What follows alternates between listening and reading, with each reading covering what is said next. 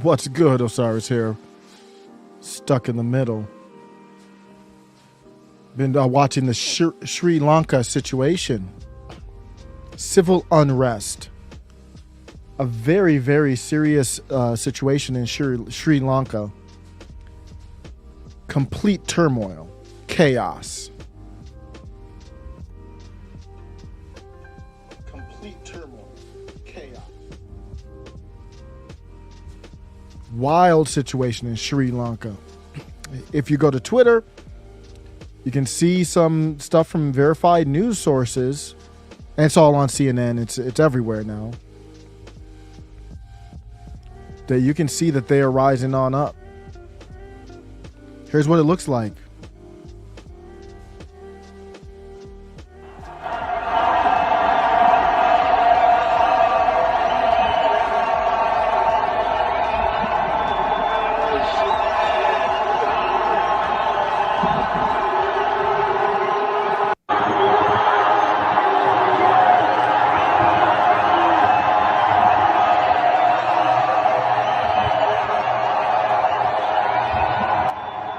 This is what happens when you have economic collapse.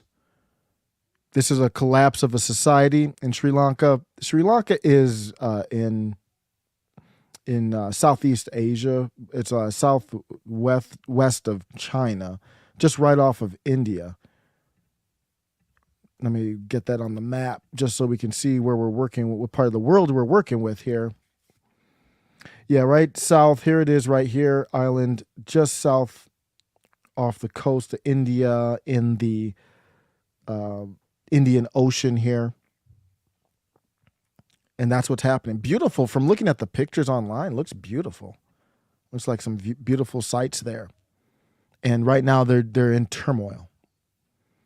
And what's happening? I'm looking at live updates on CNN. Now, what's happening here is not going to necessarily happen in the U.S. Not that it wouldn't, but it's not going to necessarily happen. But when you see scenes of chaos, and we're seeing it all over the world, the farmers, I'm trying to read like what's actually happening with the farmers in Holland and Italy and Germany, I think, too. I know that they're doing these nitrogen global warming type of things, but I don't know what the exact policies they're upset about are. And the global warming stuff has started. They started that at the end of 2020. I don't know if there's going to be a new level kicking in, but there's a lot of chaos in the world. That's for sure. Protesters have stormed the official residence of Sri Lanka's president, Gotabaya Rajapaksa, and he has resigned. Calling for him to resign. He has resigned on Twitter. So they stormed the residence.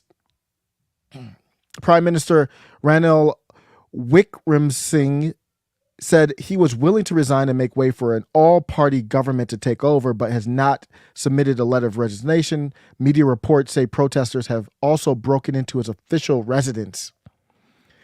We also saw images out of Sri Lanka with gas rationing. When you start rationing gas and you have to use the military to do it, and we've seen a little bit of that here. We've seen police units in certain parts of the country say that we're going to only do so many patrols as gas prices were rising. Right now, it looks like, last I saw, gas prices were coming down a tiny bit. So hopefully they keep coming down. But thousands of protesters have taken to the streets of the commercial capital where there have been clashes with security forces. I think those clashes I haven't seen any clashes recently. So I'm seeing this tweet by Rand Hill, who is so he's the prime minister, and he would have to submit his letter of resignation to the Gotabaya.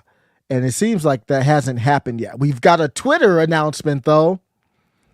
Who says Twitter doesn't mean anything? Their government is collapsing, and how are we finding out?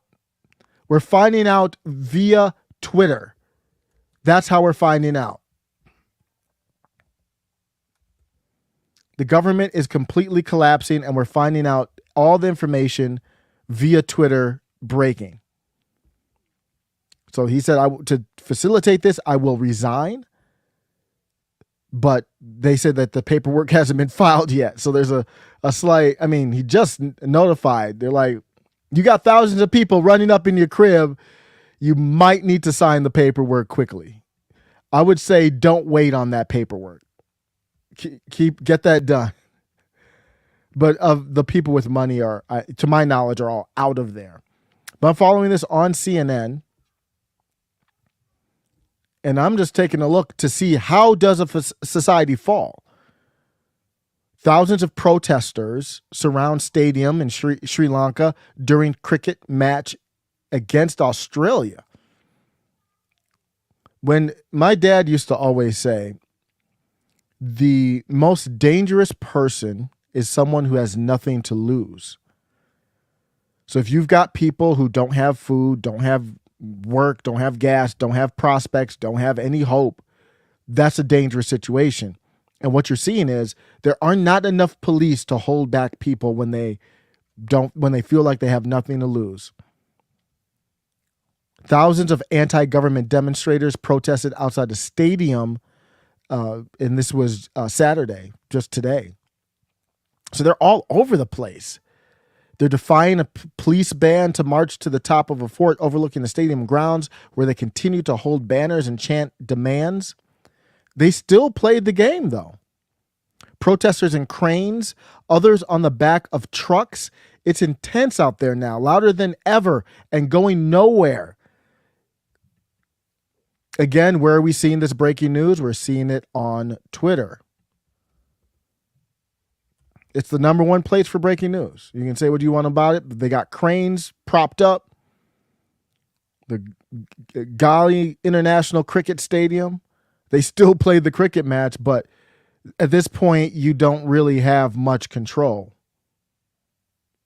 Looks like they're still proud with the flags and everything. So this is just one stage. It says the protesters aren't going home. They're in for the long haul. This is just one stage of the collapse of society, of a society. It can get to worse stages from here. Sri Lanka is facing its worst humanitarian crisis in decades. And this person here shared a video where he sat down with two Sri Lankan locals to talk about their experience of what's happening on the ground. He also shared a UNICEF link and asked people to support Sri Lankan children impacted by the economic crisis. So you've got people who are getting injured in protests, some bad scenes there. 55 people injured in protests. We're still talking about today. The anger has been building up and building up and building up. More than 100,000 people were outside the crib, rushing in, protesting. They showed the protesters, and they breached the crib. I'm going to end with this. Just because it didn't happen here or it hasn't happened here, that's not J6. I mean, J6 was not anywhere near that. Doesn't mean it can't. Let me know what you think. Take care.